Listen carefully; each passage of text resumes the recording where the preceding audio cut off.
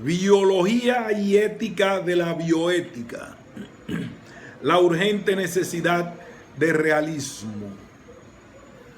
Un ensayo de Natalia López Moratalla, Departamento Interfacultativo de Bioquímica y Genética, Universidad de Navarra, Pamplona.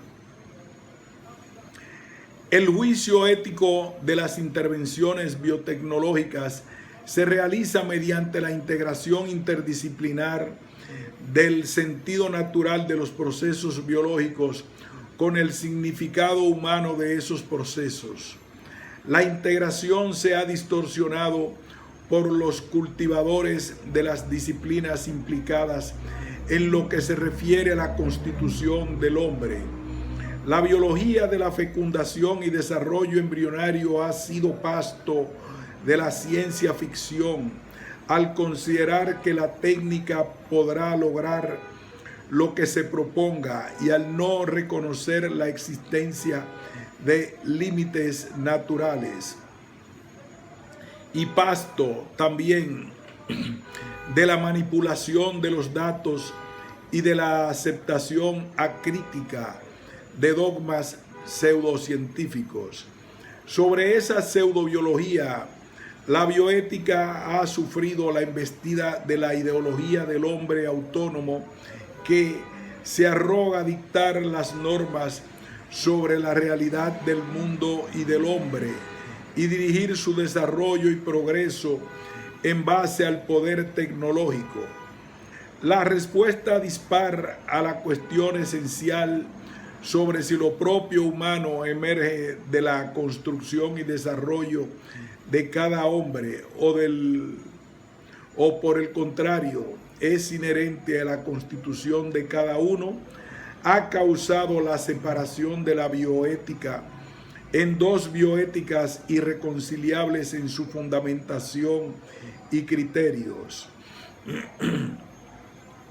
La ética de la bioética exige una nueva reflexión sobre este punto crucial que parta de una ciencia libre de prejuicios.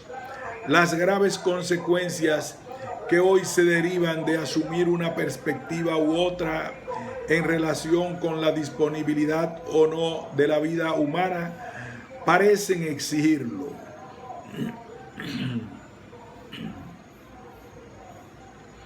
El futuro de la bioética. La reflexión ética sobre el mundo de la vida y especialmente de la vida humana necesita reorientación, volver al camino andado hacia la fuente originaria en busca de la realidad.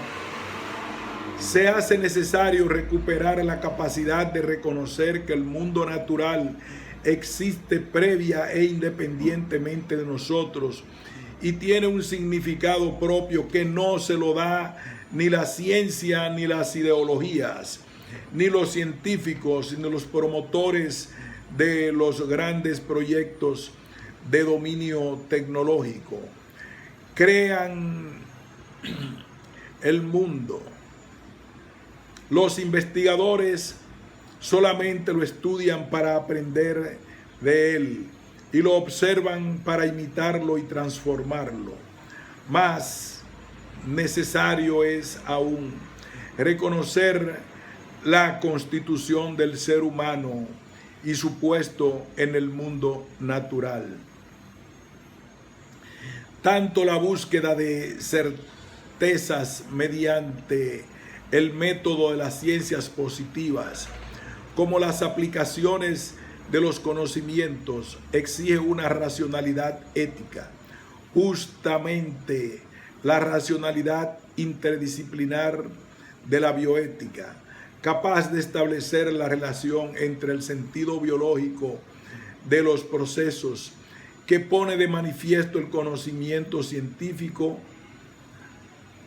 y el sentido personal de los procesos del cuerpo humano, puesto que el hombre es un ser vivo, titular con nombre propio de su cuerpo. Sin embargo, las bioéticas se han reducido con demasiada frecuencia a la descripción mecánica de los procesos, sin preguntarse por el sentido biológico de los mismos y sin preguntarse por la dimensión propiamente humana de los hechos naturales del cuerpo humano. El mundo natural no es un catálogo de seres sin relación y referencias entre sí, ni con el hombre. La naturaleza no es homogéneamente neutra y por ello el núcleo esencial de la racionalidad científica es describir la razón de ser, la función propia de las realidades vivas. Con los métodos de la biología no somos capaces de dar cuenta cabal de todo lo que hay en cada ser humano, de su inteligencia, sus sentimientos, su aspiración de inmortalidad, su búsqueda irrenunciable de sentido, etc.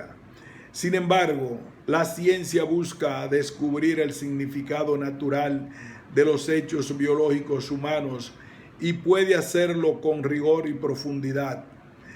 El no reconocimiento de la realidad objeto de estudio ha impedido la integración de la racionalidad científica y la racionalidad ética que constituye la exigencia propia de la bioética. El diálogo interdisciplinar se ha reducido a un mero consenso entre las percepciones particulares de planteamientos dispares, incompatibles entre sí e imposibles de consensuar. La cuestión fundamental que subyace y pone de manifiesto la claudicación racional de las bioéticas es, en definitiva, nada más y nada menos, si el hombre es un producto de sí mismo o si depende de Dios, de forma que esa relación constitutiva ponga el límite de la naturaleza humana a una total autonomía del individuo. Esto es, si de hecho somos o no disponibles para nosotros mismos y si lo son los demás. En definitiva, si el hombre es radicalmente autónomo por ser fruto del azar y creador del sentido y de las normas que permiten la convivencia, o es una criatura y existe una razón, una coherencia y una lógica que sostiene la realidad, que es distinta de la suya y que él no ha creado, sino que se la encuentra existiendo previamente. La reflexión bioética, la bioética, renuncia a su valor de guía cuando no conjuga los dos aspectos indisolubles para realizar el juicio ético. En un primer plano, el rigor del conocimiento de los hechos biológicos y de su significado natural, más allá del hecho empírico. En un segundo escalón, las referencias necesarias que emanan del plus de la realidad de cada ser humano, que se ponen de manifiesto en la capacidad intrínseca de todo ser humano de liberarse del encierro en los automatismos biológicos y liberarse del encierro de estar siempre solamente en presente. Lo decisivo para el juicio es cómo y de qué manera cada dimensión biológica involucra a la persona titular del cuerpo. ¿Qué significado propio personal tiene un proceso corporal y, por tanto, qué es lo que se hace realmente al intervenir en él? El rigor de la biología potenciada con la libertad. La biología humana que no es mera zoología, marca el camino de la recuperación de referencias en que se pueda confiar y racionalizar los intentos del consenso. El elemento quizás más influyente en el desierto de referencias al que se ha visto abocada la bioética ha sido la falta de rigor científico.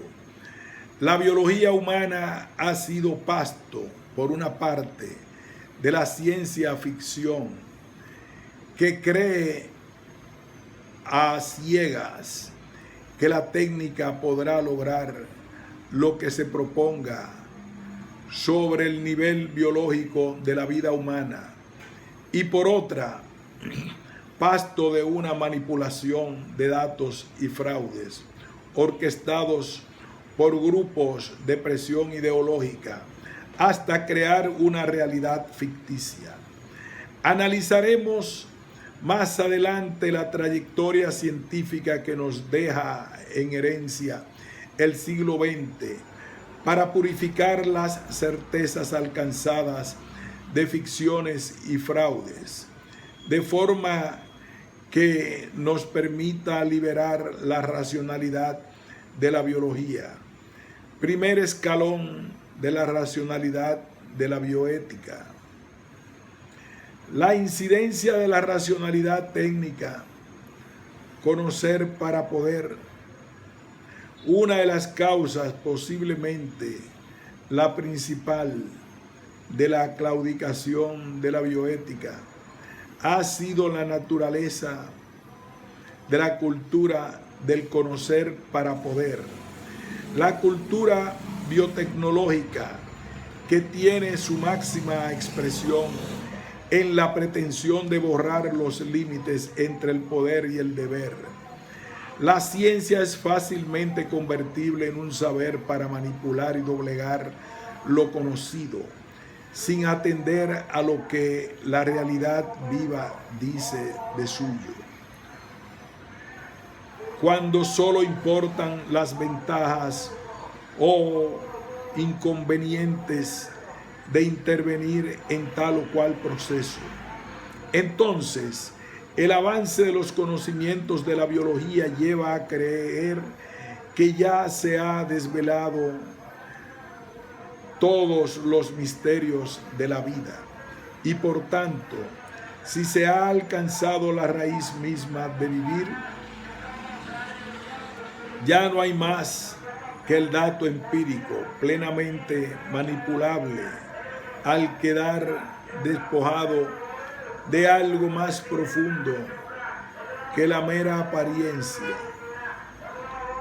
Cada generación tiene sus retos intelectuales específicos, justamente porque en cada etapa el avance del conocimiento de la naturaleza plantea desarrollos tecnológicos que permiten un tipo u otro de intervenciones que siempre requieren orientación. Ahora bien, la orientación no es técnica, sino ética. A lo largo del siglo XX, la ciencia se ha adentrado tanto en el micro como en el macrocosmos, alcanzando grados de conocimiento mayores que en toda la historia de la humanidad. Los instrumentos de observación y experimentación se han perfeccionado de forma ininterrumpida al compás de los resultados de la investigación, que a su vez penetra la realidad a niveles cada vez más profundos, gracias a las tecnologías que la misma investigación genera. La biológica humana actual cuenta con dos grandes descubrimientos: el conocimiento del mapa del genoma humano y de la dinámica de la vida, y el conocimiento del atlas de los genes en el cerebro y de las conexiones, circuitos, fibras y fascículos entre neuronas que conducen la información y se construye con la biografía de cada uno. Conocimientos difícilmente compatibles con el determinismo biológico.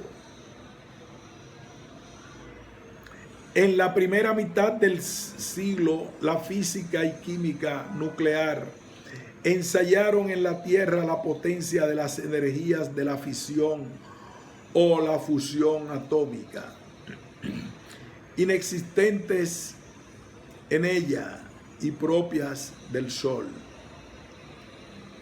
Como tantos de su generación, Bohr, creador de la teoría atómica, no se detuvo a considerar en el significado de ese potencial energético, ni en las consecuencias posibles de la aplicación de los conocimientos que alcanzaban. Supuso, como tantos otros, que la energía atómica solo aportaría bienes a la humanidad, y como tantos otros despertó cuando en agosto de 1945 se arrojó sobre ciudades japonesas las primeras bombas atómicas. La técnica se había deshumanizado y progresivamente, de forma que lo decisivo para los científicos de su generación no era el hombre y la vida, sino la superioridad técnica, que la potencia industrial, etcétera, el servicio al poderío político, no supieron establecer el límite ético que separa lo ilícito de lo lícito, ni supieron dar medida humana al progreso tecnológico. De no haber sido así, dirá Bohr, la conciencia de la responsabilidad del científico se hubiera filtrado en mis actividades docentes y quizás no se hubiesen prestado tantos de mis discípulos a colaborar en la bomba atómica. El uso bélico destructor con que se inicia las aplicaciones de la energía nuclear permanece como moneda de presión de los poderes políticos, sin alcanzar acuerdos que permitan anular la amenaza nuclear con pocas perspectivas de solución. Por otra parte, se encontraron con el problema del almacenamiento a largo plazo de los residuos radiactivos, lo que propició el rechazo de su aplicación como fuente de energía. En medio de controversias de tinte político y económico, de la tragedia provocada por la desidia de los trabajadores de Chernobyl o la preocupación por catástrofe natural en Japón. Por el contrario, el uso con medida humana de los isótopos radiactivos del planeta para diagnóstico y tratamiento permite el desarrollo de la medicina nuclear sin complicaciones. La segunda mitad del siglo pasado deja en herencia un conocimiento de los mecanismos íntimos de la vida y con ello, desde la posibilidad de la manipulación genética de organismos, la capacidad de predecir las características individuales y diagnosticar predisposiciones y enfermedades antes que saber curarlas, hasta la programación de la humanidad iniciada con la aplicación de las técnicas de reproducción artificial. La biotécnica ha alcanzado el puesto de lo absoluto y ha dado comienzo la propuesta de reinventar el proyecto original sobre el mundo y el hombre. Se pone en marcha el proyecto de programación de la humanidad, en el que unos deciden con qué característica de calidad de nivel biológico se selecciona tanto la venida al mundo como la permanencia en él de los hombres. Las garantías de éxito de imponer una programación artificial según los deseos de poderosos son mínimas. Lo que se sabe a ciencia cierta de la realidad viva es que no es hechura del hombre. Sin embargo, las promesas ilusorias de crear nuevas formas de vida, incluso nuevas formas artificiales de transmitir la vida humana, se rodean de un halo mediático de desmitificación del misterio y son aprovechadas para enriquecimiento económico de algunos pocos.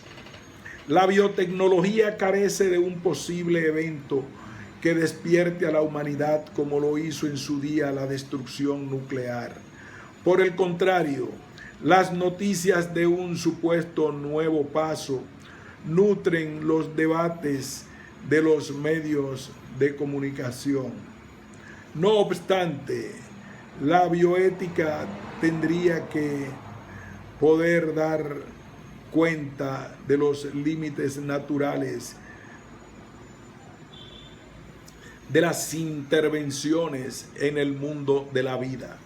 Los daños que ya ha provocado son irremediables y algunos de ellos se están trasladando a las siguientes generaciones. Lope de Moratalla, 2012. La tecnología derivada de la ciencia que nos ha legado el siglo XX se ha desarrollado con carencia de un criterio con el que podemos permitirnos practicar la distinción entre lo que no debe hacerse y lo que debe realizarse. Más aún, si no hay ninguna instancia que sea anterior o superior a la ciencia y a la biotecnología, la única razón por la que se pueda afirmar que hay cosas que han de hacerse y otras que han de omitirse es simplemente que pueden conseguirse. Ahora bien, la bioética, que es una ética aplicada, no es exclusivamente cálculo entre costes y beneficios, ni la resolución de problemas éticos se basa exclusivamente en las consecuencias prácticas o pragmáticas de una determinada intervención. Sin embargo, cuando sin mirar la realidad se erige como criterio principal la utilidad y el pragmatismo inmediato, las pérdidas y los abusos de una ciencia ciega y sin límites no solo llegan a ser dramáticos, sino que la orientación ética cae tarde o temprano en manos del cálculo de poder de los totalitarismos políticos. La primera década del siglo XXI nos trae con la herencia del pasado el desasosiego de constatar que efectivamente cuando el conocimiento científico se convierte en meramente instrumental, en conocer para el poder de algunos grupos los fines de los proyectos tecnológicos, acaban dirigidos, orientados e impuestos por las ideologías del poder político. En la era post-11 de septiembre estalla la alarma cuando aparece en toda su crudeza un nuevo desafío ético con la investigación sobre seguridad. No se trata solo de que aplicaciones se deciden, como ocurrió con la energía atómica, una vez acaba la investigación, sino que ha de hacerse durante ella. A menudo tales estudios implican la colaboración de agencias estatales y organismos policiales que operan bajo un régimen distinto del de los investigadores, un régimen de vigilancia y espionaje motivado por la desconfianza y basado en la sospecha. La bioética del siglo XX había logrado consenso en algunos de los valores derivados de los derechos humanos, entre otros el derecho a la intimidad, privacidad y protección de datos, libertad de investigación, derecho al consentimiento informado para las decisiones autónomas en cuestión de salud, justicia, derecho a la no discriminación por razones genéticas, eficacia y proporcionalidad en las intervenciones tecnológicas, etc. Conceptos todos desafiados por la necesidad de vigilancia para la seguridad ante las amenazas para la salud pública y el medio ambiente, o ante las posibilidades reales de conseguir nuevas generaciones de armas biológicas más potentes. El reciente empleo de las armas químicas incide en esta cuestión. En sus inicios se justifica con la idea de hacerlo con carácter disuasorio. Después viene la necesidad de vigilar a todos. Existe un derecho de los estados en términos de responsabilidad de proteger a la población por encima de los derechos de las personas a la vida privada, la no discriminación o la libertad de investigación. La Declaración Universal de los Derechos Humanos Inalienables nace como protección de los derechos de las personas ante los poderes totalizantes de su propio Estado. Ahora bien, las tecnologías de la vigilancia exigen renunciar al derecho a la privacidad y a la protección de datos. La libertad de investigación en las ciencias biológicas ha de encontrar un equilibrio ante la vigilancia por la bioseguridad, etc.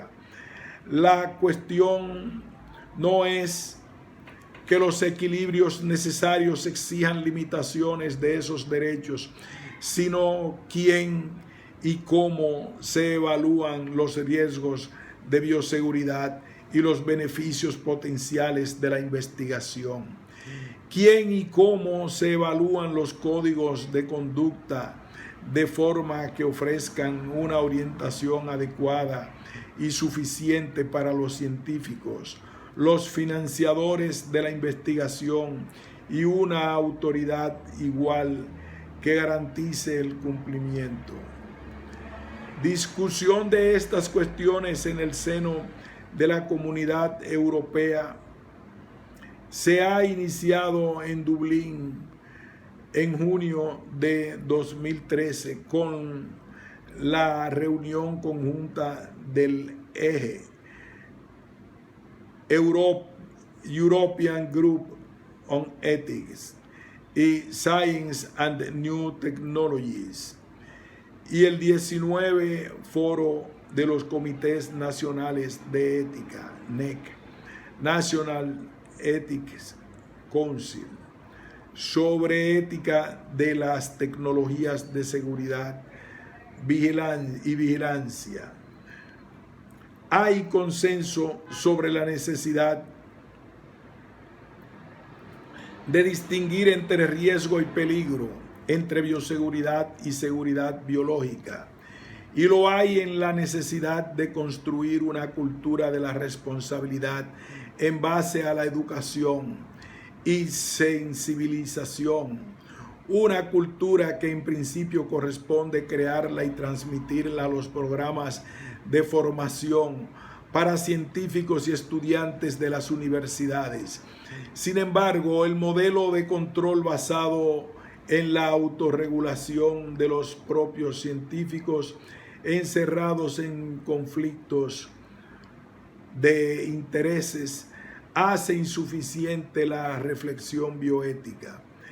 El modelo de la supervisión independiente, el control de los estados, queda planteado por encima del modelo de autorregulación de los profesionales.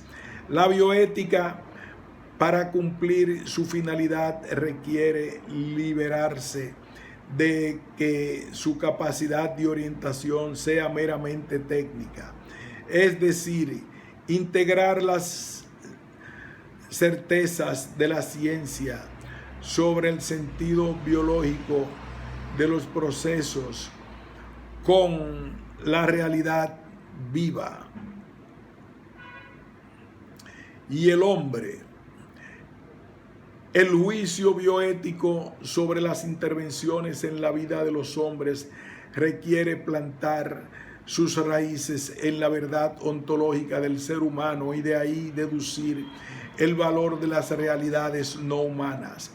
Para cada hombre el primer nivel es siempre lo biológico y este nivel se funde inseparablemente con el nivel del espíritu, que le permite vivir en convivencia con los demás.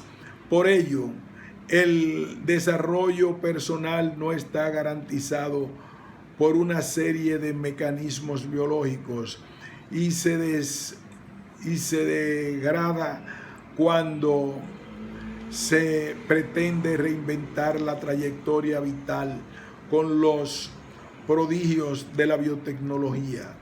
Solamente la certeza de la realidad humana puede orientar racionalmente la conducta humana en lo que se refiere a las intervenciones biotecnológicas en el hombre.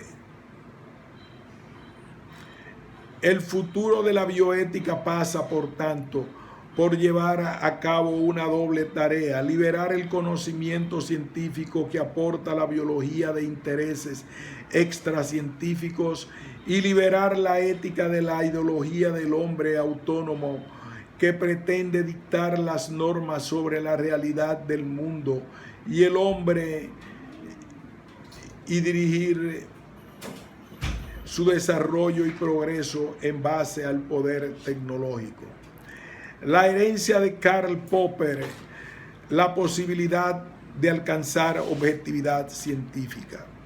El pensamiento de Popper sobre la lógica de la ciencia sintetiza en su célebre afirmación: un solo cisne negro echa por tierra la hipótesis de que todos los cisnes sean blancos. Pero millones de cisnes blancos no nos permiten dar por seguro, sí, por cierto, que todos los cisnes sean blancos. Es decir, la ciencia es búsqueda sin término, ya que toda certeza es provisional.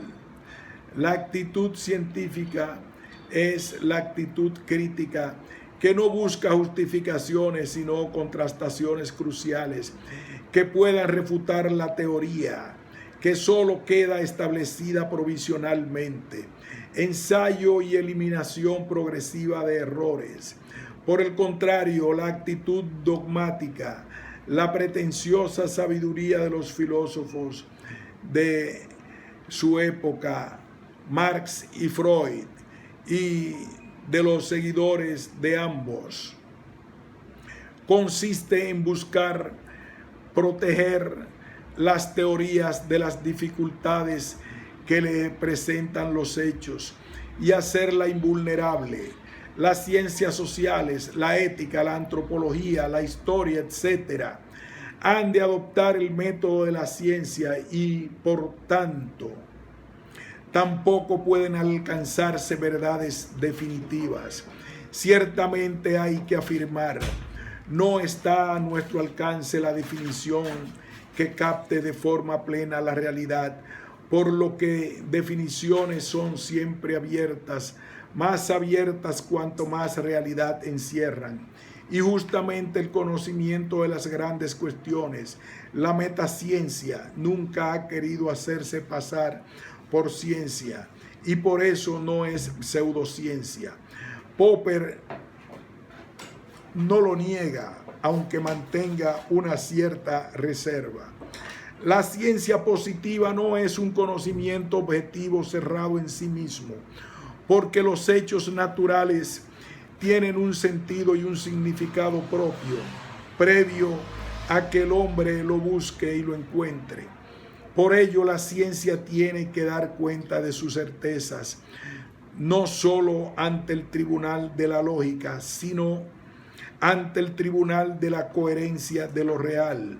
Además, el conocimiento científico no es el único conocimiento garantizado. Hay un modo de conocimiento metacientífico que no está encerrado en los estrechos límites del positivismo, justamente porque se abre de suyo a ese más allá del hecho empírico. Popper se esfuerza por no quedar atrapado en los límites del positivismo. El resultado de este intento es de gran interés y sin embargo se habla muy poco de él. En el postscriptum a su obra, La lógica de la investigación científica, afirma que si bien nuestras teorías no reconstruyen la realidad, sí pueden llegar a encontrar puntos nodales de su comportamiento. Esa probabilidad es físicamente real, es una propensión, una tendencia que está en las cosas, como están las fuerzas newtonianas y que se descubren en los experimentos. Esas propensiones permiten una cierta correlación entre el conocimiento y la realidad, una afirmación que supone por primera vez en la trayectoria de su pensamiento la aceptación, aunque tímida, de que la verdad puede ser en cierta medida alcanzable. Aceptación de que es posible la inducción esencial que lleva de algunos a todos, pasando por ese nódulo del todo. Solo los buenos científicos alcanzan el arte de saber pasar por el todo. Hay teorías científicas certeras que hacen que el conocimiento científico sea progresivo con un constante crecimiento helicoidal en el que los paradigmas se amplifican guardando la verdad parcial que subyace siempre en lo anterior. Sin embargo, ser buen científico no garantiza en absoluto ser buen filósofo. Es muy mal filósofo quien afirma que eso es todo. Por muy certera que sea una realidad, nunca es el todo del conocimiento de la realidad. Esta es la clave de los avatares que ha sufrido en la segunda mitad del siglo XX la biología humana, dada la riqueza de la realidad natural, especialmente del hombre. Lo necesario no es lo suficiente. La desconfianza en la luminosidad de la realidad frustra la razón, dejándola solo con el conocimiento de las apariencias. Todo es relativo entonces y los datos confirmados pueden ser usados para apoyar una tesis o una contraria o simplemente no tener valor alguno. Lecciones de la historia, la esclavitud de la biología. La historia reciente muestra que sin dar cuenta al tribunal de la coherencia de la realidad, la ciencia se hace ciencia ficción y pasto de la pseudociencia. El pensamiento científico, como en general la cultura occidental, padece desconfianza respecto de los grandes recursos cognitivos del ser humano, en buena medida por la influencia del positivismo. La verdad, incluso la posibilidad de lograr alguna certeza científica, aparece inalcanzable, provisional y con frecuencia convencional, y sobre todo interesan esencialmente las aplicaciones de unos conocimientos, aunque no estén suficientemente validados. De ahí que se hayan convertido en dogmas de la ciencia, respuestas erróneas, mantenidas, orquestadas, y a las que con frecuencia se les puede reprochar el silenciamiento de los datos que las contradicen. El sitio de la ciencia, lo que los datos empíricos no dicen. Con certeza o con dogmas, la ciencia ha aparecido en ocasiones queriendo suplantar la creencia en la trascendencia y el sentido religioso de la realidad como un prejuicio peligroso para el progreso científico-tecnológico. Paradigmático de este fenómeno es el origen de la vida, especialmente la humana, y el inicio de cada ser humano. Se cuestiona en definitiva el carácter de criatura de lo que existe. Algunos científicos echan leña al fuego de los supuestos desacuerdos entre las ciencias y la ciencia, y orquestados. Algunos científicos echan leña al fuego de los supuestos desacuerdos entre las creencias y la ciencia, y orquestados por los medios de comunicación. Parece imprescindible tener en cuenta en la cultura occidental sus filosofías, aunque éstas no sean coherentes, incluso con los resultados e interpretaciones de sus propios experimentos.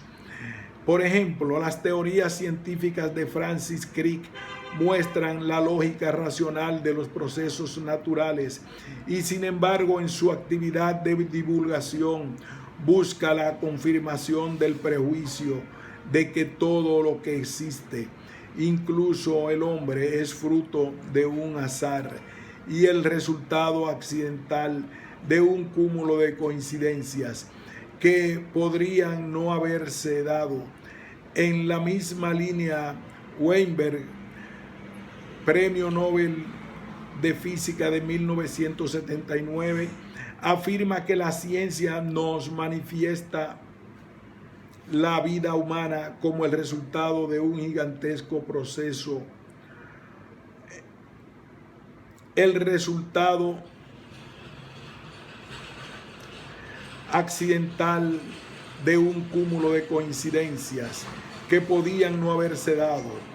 No existe pues un plan divino y el ser humano no es objeto privilegiado de los cuidados divinos. Aunque solo fuese por una razón de supervivencia de lo propiamente humano, necesitamos recuperar esa otra forma de conocer que trata de las cuestiones últimas a las que la ciencia no llega, ni puede llegar. Para lograrlo se necesita integrar, distinguir sin separar los dos planos de la realidad, lo empírico que aparece y el significado escondido.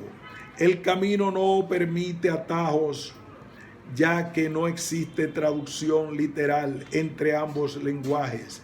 La revista Natura publica recientemente un interesante debate a propósito de las afirmaciones de Daniel Zarewicz con ocasión de popularización de la teoría del bosón de Higgs. Charewicz, 2012. Una teoría científica parcial e inacabada aún, que describe el origen de la masa en el universo en lenguaje matemático de forma expresiva. El premio Nobel de Física Leon Lederman acuña para el bosón de Higgs el término partícula de Dios en un intento de suplantar la creencia en la creación. Charewicz, que se declara ateo, sostiene la necesidad de contar con las creencias como formas de entender el mundo, más allá de la racionalidad científica. El lenguaje matemático, dice, no es comprensible para la mayoría de las personas, incluyendo a la mayoría de los científicos, por lo que los no matemáticos deben utilizar la fe para creer.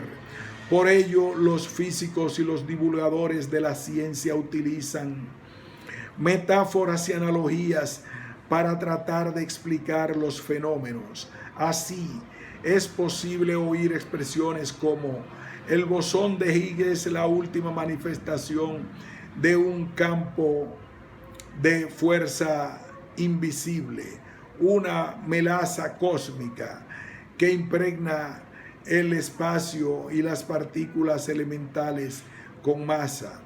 En el campo de Higgs, toda forma elemental de materia se amplía en torno a la velocidad de la luz, que fluye a través de nuestras manos como luz de luna.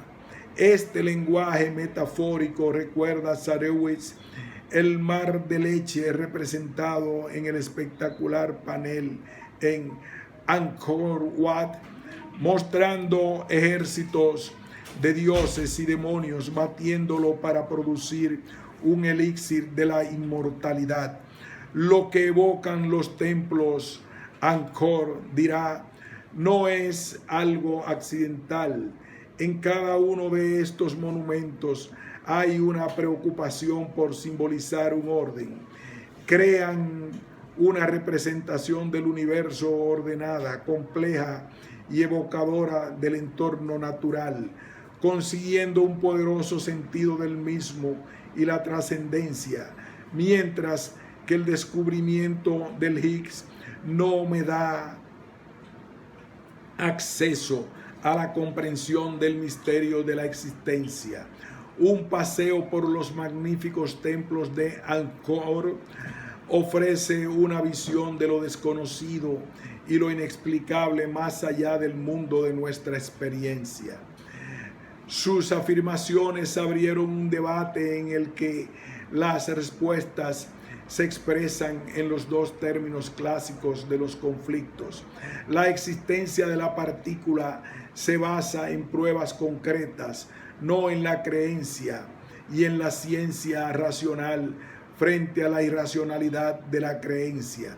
Sin embargo, la teoría no está refutada ni probada y sobre todo no es inteligible para la mayoría. Por ello, su aceptación es una cuestión de fe en la ciencia y o en los autores de la teoría, mientras que Charewicz describe una experiencia universal de todo hombre, el asombro ante la concordancia y la necesidad de abrirse a otras formas de conocer el sentido último de la realidad que no puede alcanzar la ciencia.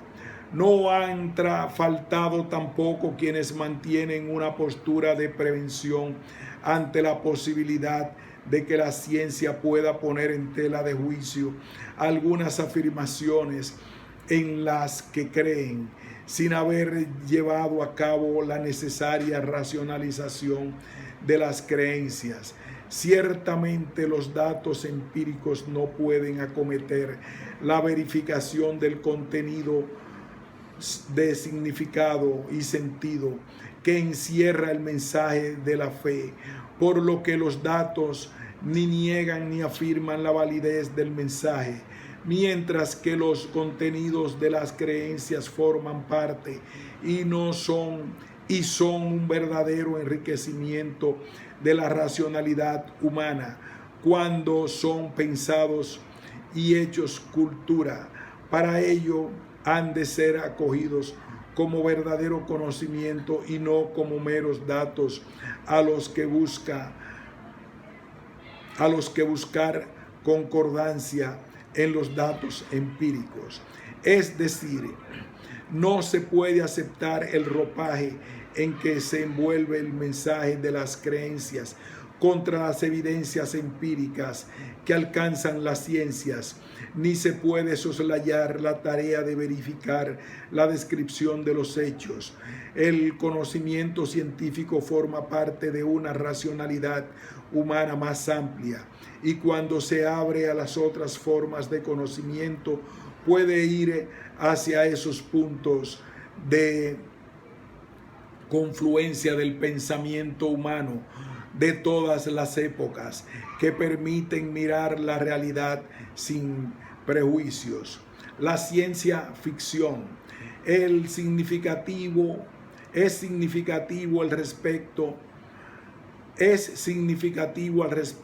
el debate sobre la cuestión de la clonación humana. En la publicación del encuentro quiral entre científicos, filósofos y políticos de marzo de 1999, puede leerse lo siguiente: la sociedad y sus representantes deben regular y ordenar que la posible experimentación sobre clonación no vulnere principios de respeto a la dignidad humana. Después de todo, podemos tener frente a nosotros uno de los principios primeros de la mitología judeocristiana, y Dios hizo a Eva de una costilla de Adán.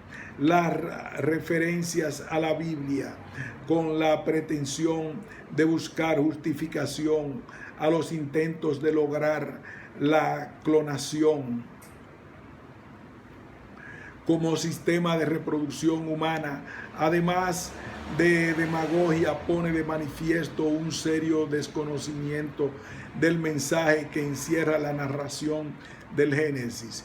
El temor a que la manipulación de la procreación dé lugar a ejércitos de hombres esclavos o a copias de seres humanos sin identidad propia corre paralela a una fe ciega en el poder biotecnológico y sus beneficios, apoyada en un gran despliegue de medios de comunicación. Se proclamó también la profecía de lograr clones humanos, solo hasta el estado de embrión precoz, para lo que se denominó clonación terapéutica. Esto es, para usar las células para curar al enfermo del que el embrión sería su clon.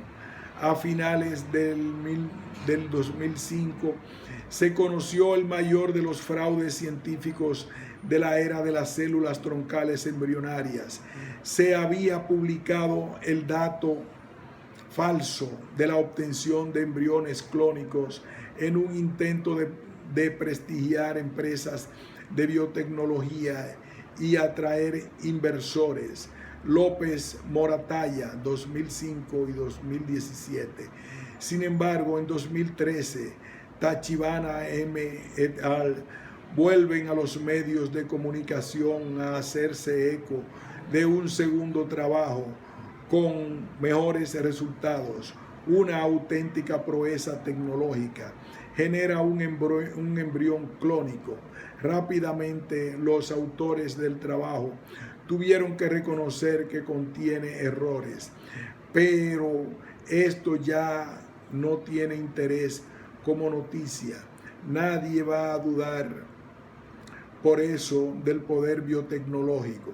La seguridad y miedo a que la técnica lograra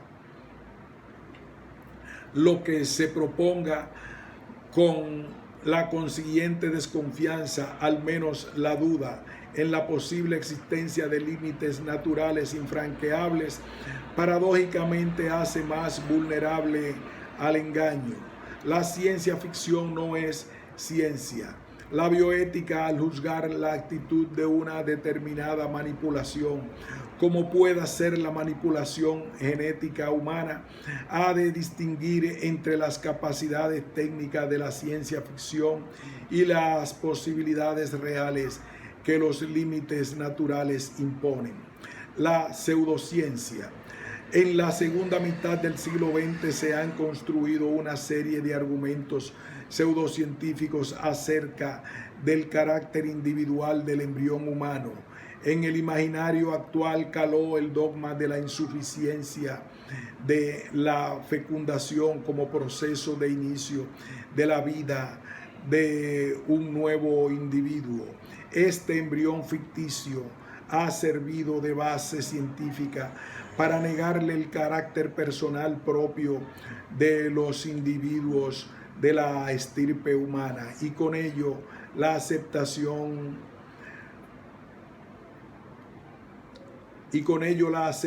social, tanto la destrucción masiva de seres humanos como los procesos de selección en la aplicación de la tecnología de la reproducción humana artificial. El debate sumamente enconado sobre el estatuto del embrión y la transmisión de la vida humana, temas centrales de las últimas décadas, ha partido en un exceso de hipótesis no demostradas y datos imprecisos, no contrastados y mantenidos en ocasiones de forma fraudulenta. Los avances en estas mismas décadas de la embriología celular y molecular contradecían los argumentos y aportaban una imagen del embrión incompatible con la noción de amorfo, homogéneo, constituido por células iguales entre sí y con la totipotencialidad del cigoto, con posibilidad de fisión en dos y fusión de dos, etcétera, del embrión ficticio. Incluso la mayor parte de los mismos detractores del embrión ficticio no asumieron la tarea de actualizar y confirmar lo que se ofrecía como conocimientos científicos. Con frecuencia, las citas de datos relevantes para confrontar las ideas se copiaron una y otra vez sin comprobación y se aceptaron como válidos sin el rigor que las ciencias experimentales exigen. Un artículo publicado en la revista Cigote, Herrans G, a mediados de 2013, describe la historia del modelo de gemelación monocigótica, mantenido durante un siglo sin comprobación alguna, según la que un embrión se partiría en dos gemelos y por tanto hasta pasado el momento de la posibilidad de tal fisión, el embrión no sería un individuo, un argumento que ha sido nuclear en la historia de la bioética.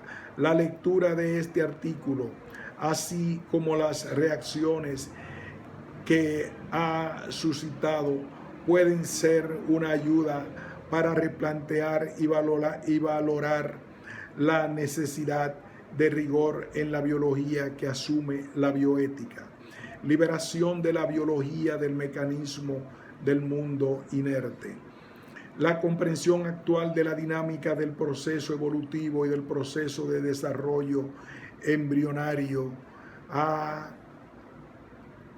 roto por una parte el cerco del determinismo mecanicista propio del mundo inerte, que no es extrapolable al mundo de la vida, y por otra el cerco del extremo también mecanicista, del puro azar como única explicación de la aparición de la realidad viva.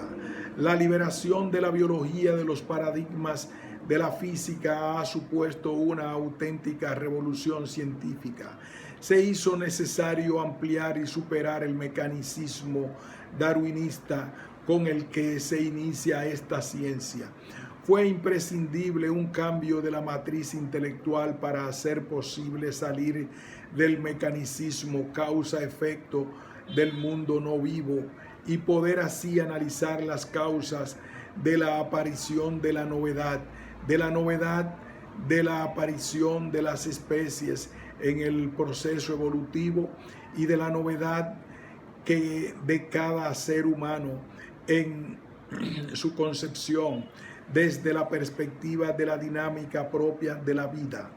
Con la epigenética, la dinámica epigenética de los procesos temporales, se ha podido comprender el núcleo de la vida, la transmisión de una información, un mensaje inmaterial establecido en el soporte de los materiales de la herencia, los cromosomas. El proceso de transmisión de la vida es dinámico. Los materiales genéticos son activos y ponen en marcha una trayectoria vital unitaria en continua actualización de las potencialidades inherentes. López de Moratalla, N. Cerezo, M. A diferencia de las realidades inertes que se constituyen según el entorno, cada viviente se constituye según sí mismo, gracias a que los materiales de partida son materiales que contienen información. El concepto de información genética se ha ampliado con el de información epigenética. La información genética, la secuencia de bases del ADN, es información de primer orden. Define al individuo como miembro de la especie y en su filiación y no cambia a lo largo de la vida del individuo. Por el contrario, el soporte material heredado de los progenitores sufre a lo largo del proceso vital de cada individuo, modificaciones químicas y estructurales dirigidas por los factores que van apareciendo con el proceso mismo. Tales cambios en el ADN controlan que unos genes se expresen y otros se repriman de forma ordenada a lo largo del tiempo y en las diferentes regiones del organismo. Es una información adicional acerca de la marcha del proceso, una retroalimentación de la información que la amplifica. Es la información epigenética que constituye el segundo nivel informativo. Se trata de un programa o una sucesión ordenada de mensajes genéticos que permite al individuo el crecimiento unitario como un todo orgánico y orientado a vivir. Constituye, por tanto, el principio vital de cada individuo o nivel superior de información.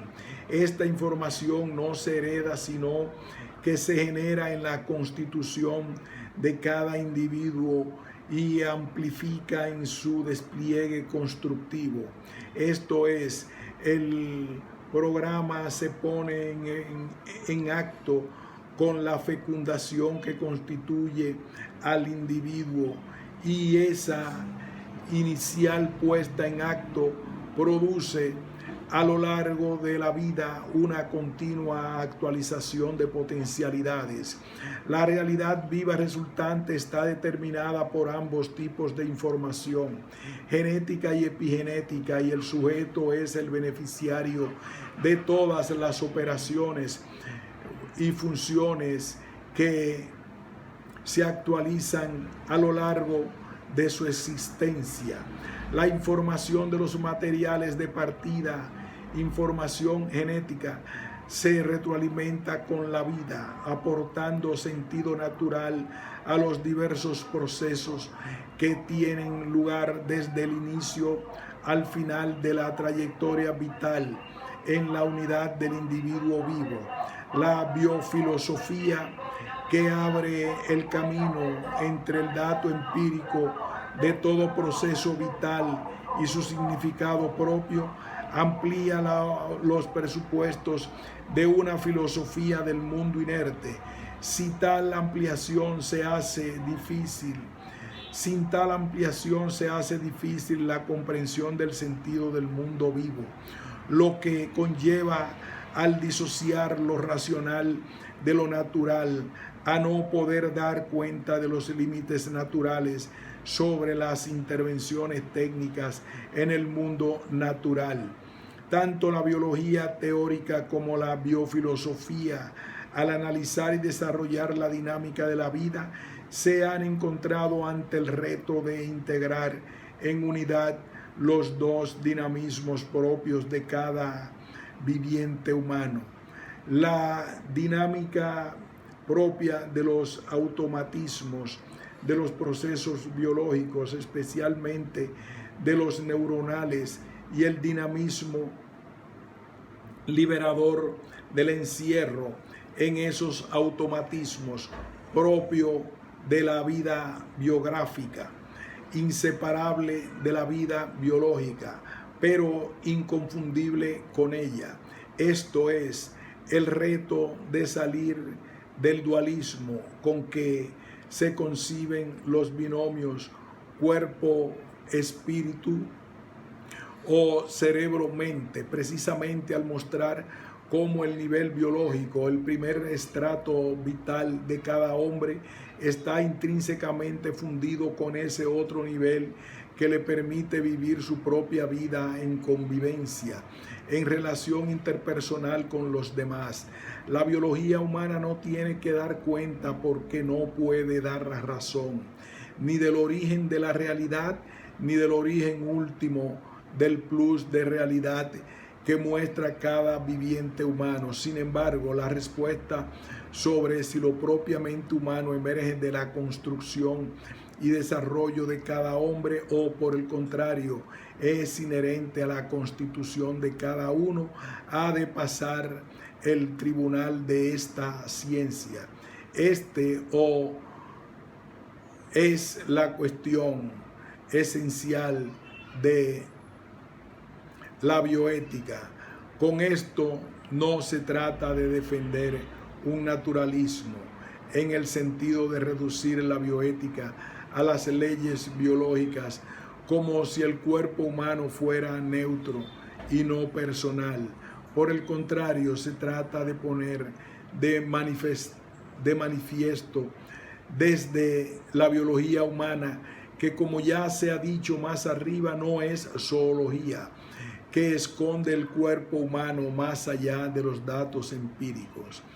La dinámica epigenética del proceso evolutivo y la superación del paradigma darwinista, el conocimiento de la existencia de diversos niveles informativos en los seres vivos y las reglas que rigen la dinámica epigenética de lo simple a lo complejo, permiten explicar tanto los cambios evolutivos en la dirección hacia una mayor complejidad como el despliegue de la información genética durante el desarrollo embrionario.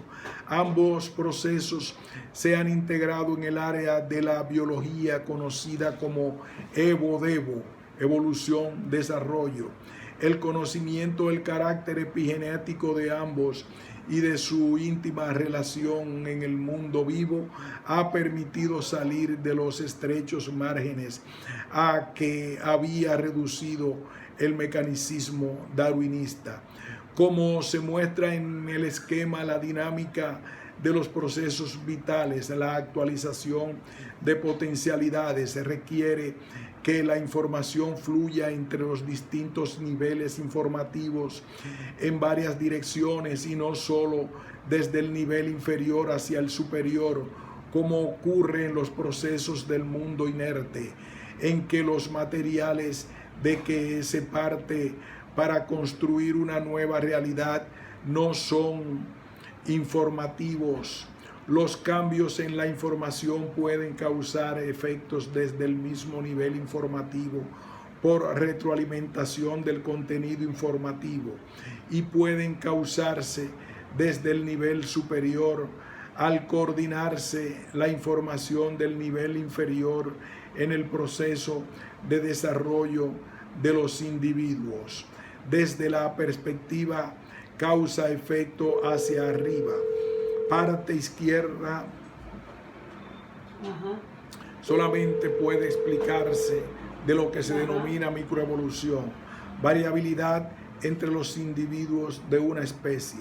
Un cambio, una mutación en el ADN, causa material que tan solo produzca un cambio en la información de primer nivel es suficiente para crear esta variabilidad entre los individuos que portan esa mutación y los que no, pero no es causa eficiente para que esa mutación cause el proceso evolutivo de dar paso a otra especie. No hay novedad ontológica, sino solo variaciones que generan diversidad dentro de la especie. De hecho, para que la población inicial se separe en dos especies diferentes, se requiere otro factor adicional externo, un cambio del entorno.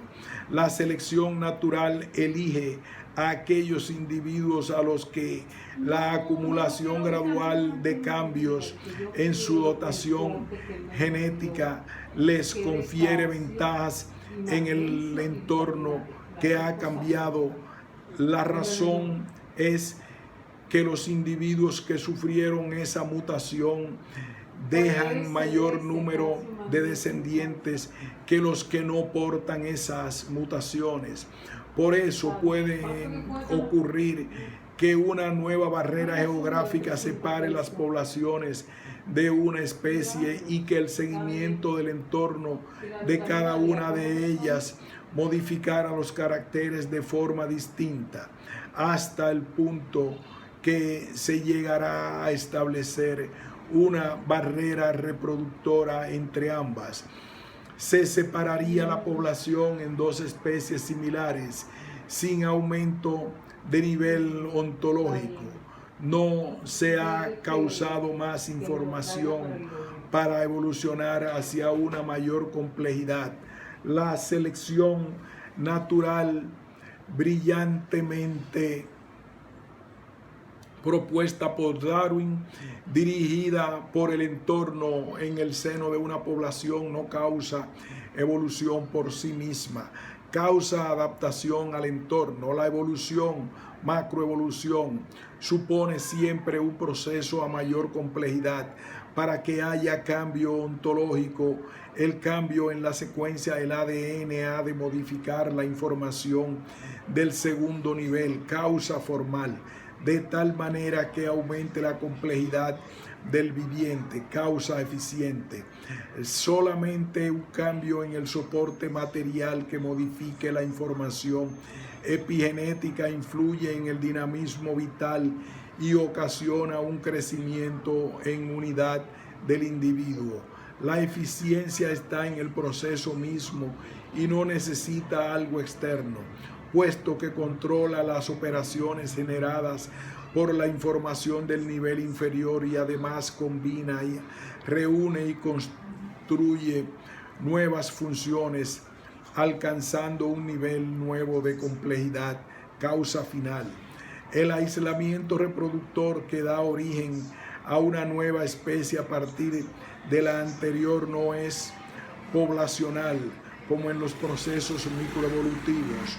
Un cambio individual durante la concepción, en tanto suponga modificación de los procesos de construcción de la forma corporal durante su desarrollo, puede dar lugar en el curso de pocas generaciones a la separación de una nueva especie a través de híbridos intermedios, lo que significa que el filtro selectivo interno es la coherencia del nuevo programa de desarrollo que se ha generado. A diferencia de la selección interna actúa en función de que el cambio en la información epigenética origine un programa de desarrollo viable. Obviamente, una vez aparecidos los individuos de las nuevas especies, la selección natural actuará sobre las poblaciones, conduciéndolas hacia una plena adaptación al medio. La aparición de nuevas especies sucesivamente más complejas tiene pues una dinámica epigenética, más nivel ontológico, más complejidad, requiere más información genética y epigenética. Es un más con más. La información genética para construir un sistema nervioso diferencia el nivel ontológico del reino animal respecto al reino vegetal. En los animales, más información epigenética y con ello más capacidad de amplificar y regular la información genética del cerebro. Aporta mayor nivel en la escala ontológica. La información genética propia de la especie aporta la identidad biológica y la información epigenética de la identidad neurológica, de manera que la mayor complejidad se manifiesta en una conciencia en presente, conciencia en online, que confiere al individuo una cierta autonomía respecto a los estímulos del entorno. El plus de la realidad humana, liberación de la biología humana de dualismos y reduccionismos.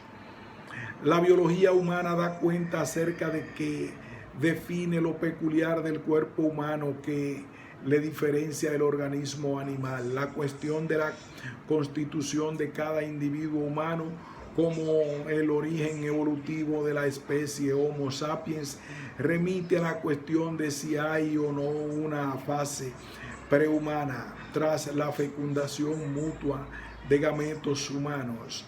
Como se ha comentado antes, este ha sido el núcleo central de los debates bioéticos y la respuesta dispar la causa la separación de dos bioéticas irreconciliables en su fundamentación y criterios.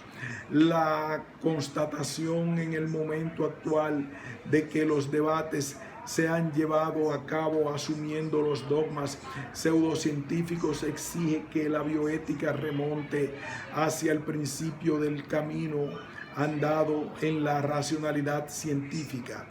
Está en juego su futuro y en consecuencia el futuro de la biojurídica fundamentada en la realidad.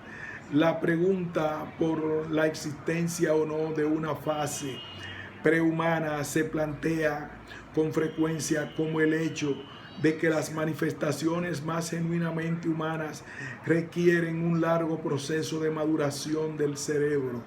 La respuesta ha de salvar tanto la caída en un monismo como en un dualismo. En general, la tentación de resolver el dualismo por reducción de lo humano al nivel biológico no se presenta hoy, dado el avance de los conocimientos aportados por las neurociencias y la etología, por equiparar el psiquismo humano al comportamiento animal. Se presenta, por el contrario, y con gran intensidad, como un emergentismo radical, el crecimiento en complejidad presente en el mundo vivo.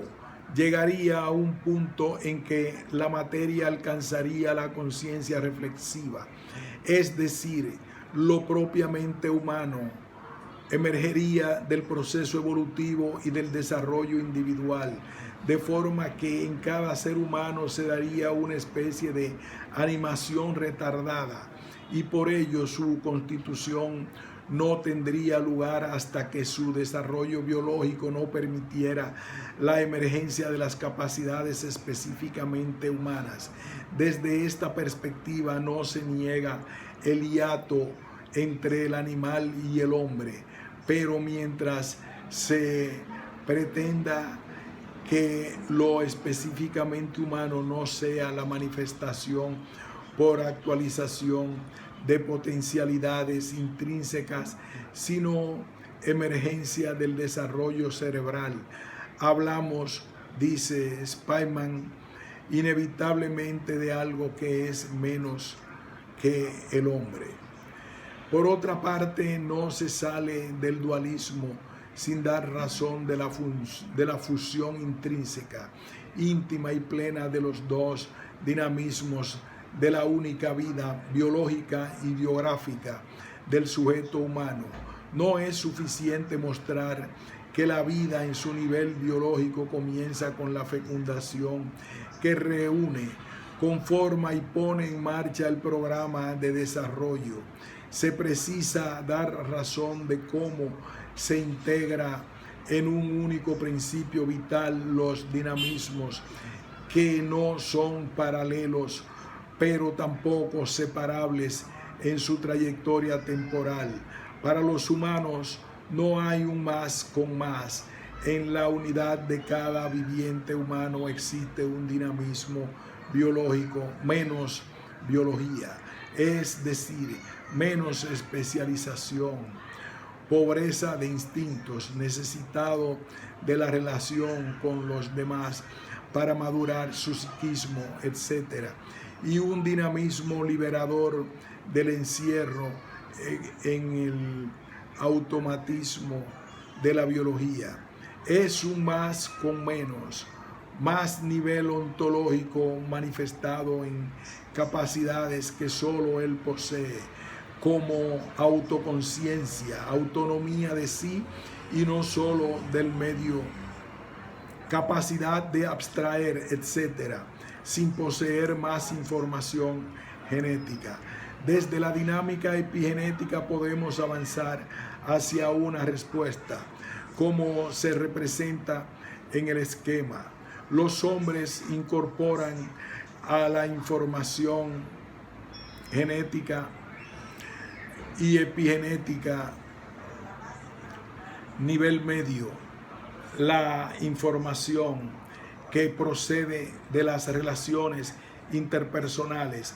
Esta amplificación de la información potencia el principio vital de cada hombre, por lo que el cuerpo de cada uno es un mero organismo animal. Esta amplificación de la información potencia el principio vital de cada hombre, por lo que el cuerpo de cada uno no es un mero organismo animal. La potenciación de la información epigenética por la información relacional se manifiesta en las capacidades genuinamente humanas. Su manifestación requiere obviamente un cierto desarrollo del órgano cerebro, pero la maduración no se alcanza sin relación con los demás, y el crecimiento de las capacidades, lejos de ser automático, requiere hábitos. De hecho, el cerebro de cada ser humano se configura y madura a lo largo de la vida, ya desde el seno materno, en la relación con los demás y como consecuencia de la toma de decisiones, de experiencias, vivencias, etc. Todo deja huella en el órgano cerebro, como cada proceso cerebral amplifica la información epigenética al modificar químicamente las señales reguladoras de la expresión de los genes en el ADN. Esto permite que las respuestas a cualquier tipo de estímulo sean propias de cada uno, personales, y no las que son estereotipadas por la pertenencia a la especie, como ocurre en los animales. La potenciación del principio vital con la información relacional supone, por tanto, capacidad de liberación del automatismo fisiológico y del encierro en el presente, o dicho de otra forma, potencia con libertad el nivel superior informativo que unifica el organismo como un todo. El nivel biológico queda en su constitución misma intrínsecamente fundido con el nivel del espíritu. López Moratalla. Lo que se manifiesta en las peculiaridades humanas, entre otras, señalamos las siguientes: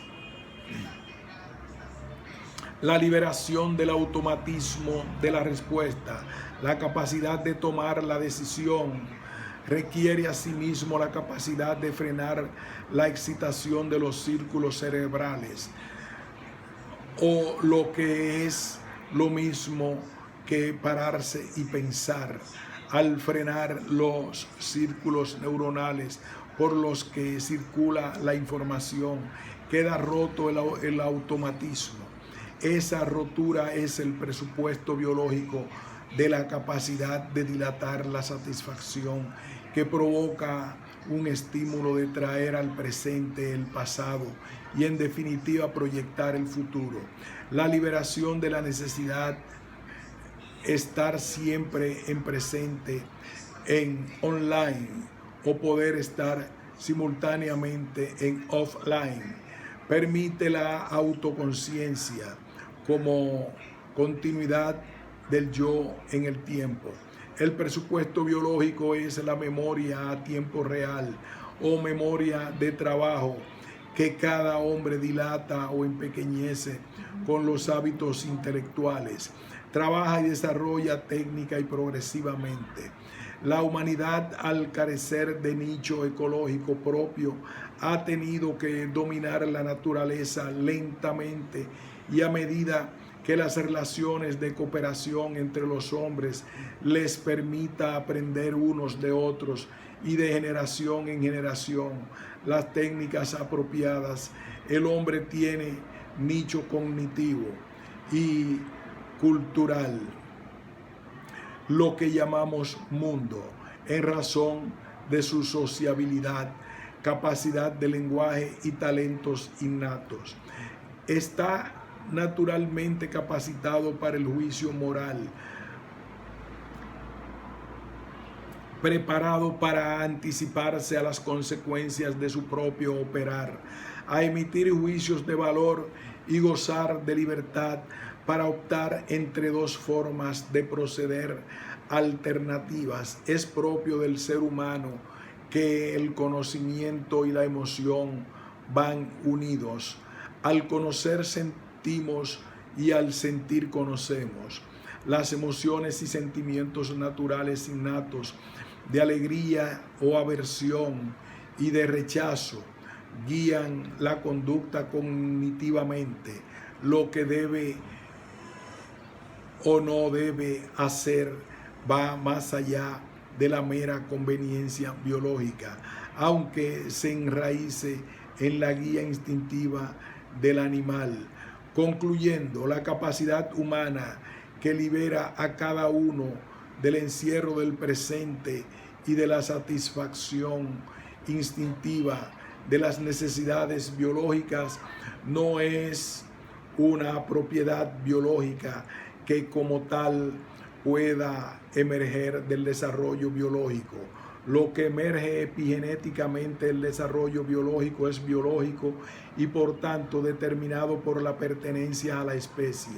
En cada uno de los hombres, no en general de la especie, las influencias del entorno familiar, educativo y cultural, conjugadas con las propias decisiones y la propia conducta, hacen posible el desarrollo personal y libre de cada uno al aflojar las ataduras instintivas del dictado de los genes.